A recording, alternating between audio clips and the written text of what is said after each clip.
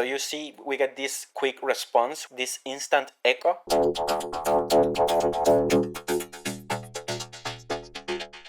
Okay, so this is the example that I came up with.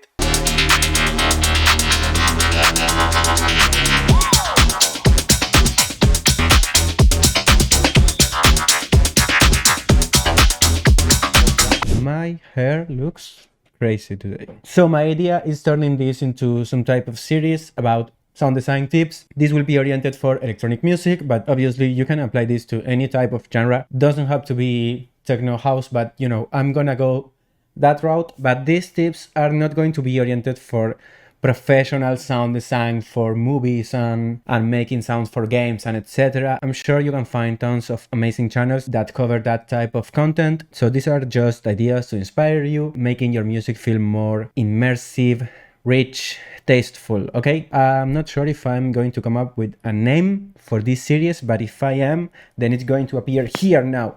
Okay, for this video I wanted to share one, we can call it technique, that I've been using these last couple days, and it's basically using a drum loop, any drum loop. I guess it can be any loop actually, it doesn't have to be drums, but for the results that I like, it's better if the loop has some percussive element. And basically it's using an Ableton device called Spectral Resonator. Spectral Resonator. And it's pretty cool. I've never used it before, and you can get like an alien sounding thing that I just can't get enough of it. So yeah, and you're gonna see how I use this in the context of a song as well. So you can do the same and get inspired by this and hopefully make your own thing using the Spectral Resonator, which I am liking a lot.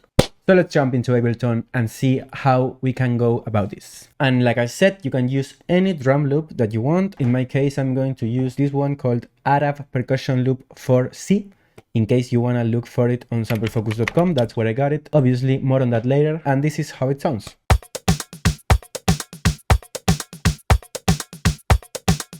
Very simple, but this is not gonna sound like this for much longer, because the first thing we're going to do is get our Spectral Resonator. In my case, I'm going to start with a preset from Ableton called Robot Drums, because you know damn well that I love robots. I kind of like this setting, so we can work from this and tweak the settings until we get exactly what we want. I just like this preset. You can try all the presets that Ableton has. That's why presets are so good, because we can try and see what fits into our song. And that's actually related to what I was going to say next. This is the frequency, which is basically like the pitch of this resonator thing, right? So imagine if you're adding this to a song that you are already working on, and then you make one to find the frequency that fits into any melody or bass line or whatever you have. But since I'm doing this from scratch, I can choose the frequency that I like the best. And I think I'm gonna go lower, so maybe like this, 39, 40, 39. That's perfect. I forgot. We wanna go for one voice. So here where it says unison, I'm going to go for one voice, and we wanna go 100% wet. So we get the full sound, no drums. It sounds so cool already like this. I don't know, I just can't get enough of this robot style. I'm gonna bring the decay to around 1 second. And we're gonna turn the low frequency damp all the way down and increase the high frequency damp all the way up. And you can see now that this is acting sort of like a release. We can play with this automation later, you know, like imagine the song maybe starts like this.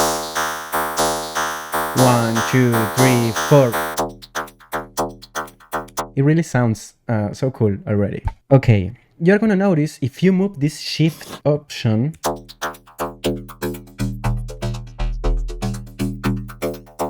we get this very interesting change happening of the sound, which I like a lot. So instead of doing an automation, what I'm gonna do is add an LFO and maybe lower this rate. We want this sine wave, but you can use whatever you want. And I'm gonna map this to the shift. I'm gonna change this modulation thing. I don't want it to go from 0 to 100, so I'm gonna change this until I like it.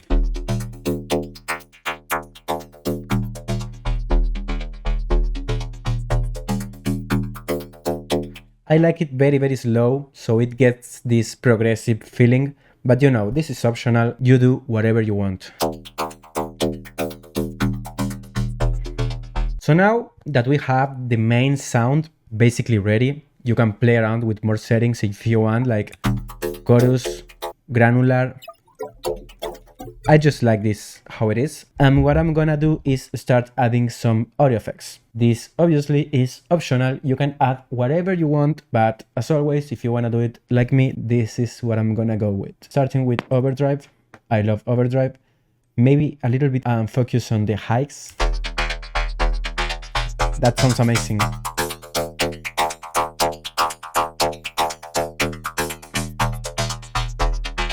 And this I have been doing for a while now, which is add a delay with no feedback. So it's only going to repeat once. And I like to use it either on 2 or 1. That's up to you too.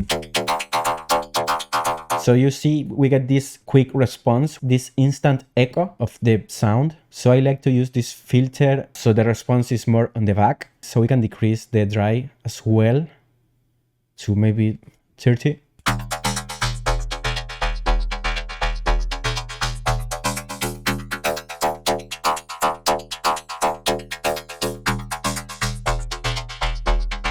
Now we can go for an EQ and get rid of some bass. In my case, I know if I use this for a song, I'm going to use another bass. This is going to be just rhythm. What I like about this sound is this.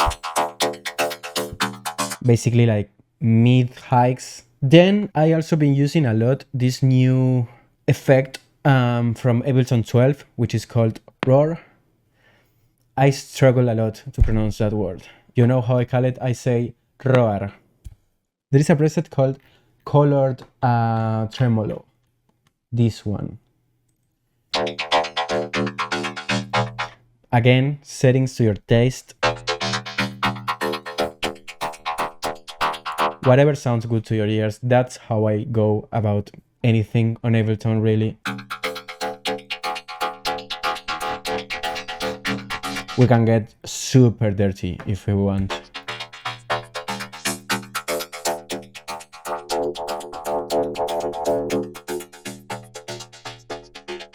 And the last thing that I've been also adding at the end of anything percussive that I've been doing lately is a drum bass, to make it all tight by lowering this transients option. And then we can give it some drive.